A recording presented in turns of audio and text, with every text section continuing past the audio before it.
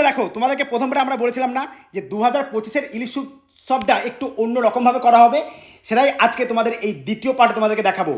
তো যাই হোক, একদম অফবিট ট্যুর ছিল, আর আমাদেরকে যে বা যারা গাইড করছিল সেটা তো তোমাদেরকে বলে দিয়েছি। তো যাই হোক, আজকে আমরা মেন পার্টে চলে যাই।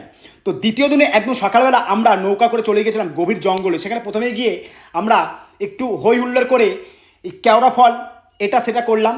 তারপরেই একদম নৌকা করে জঙ্গল সাফারি, দেখেছেন কত সুন্দর অপূর্ব দৃশ্য লাগছে।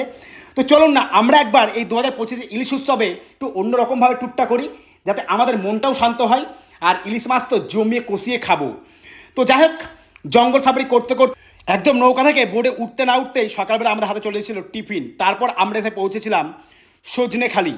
আর দেখেছেন বাদরগুলো কত সুন্দর লাগছে, ওয়াও, জাস্ট অসাধারণ। আপনারা যদি বন্ধুরা এই ইলিশ উৎসবে যদি না যান, খুব মিস করবেন।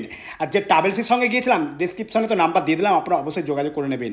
আর দ্বিতীয় দিনেও কিন্তু ছিল আমাদের ইলিশ মাছ ছিল, এদিকে গলদা চিংড়ি, বিভিন্ন ধরনের খাবার, আর 2 রকম ইলিশ মাছ ছিল, সাথে ডিম ছিল। আর এই দেখুন খাবার, চাটনি পাপড় তো ছিলই।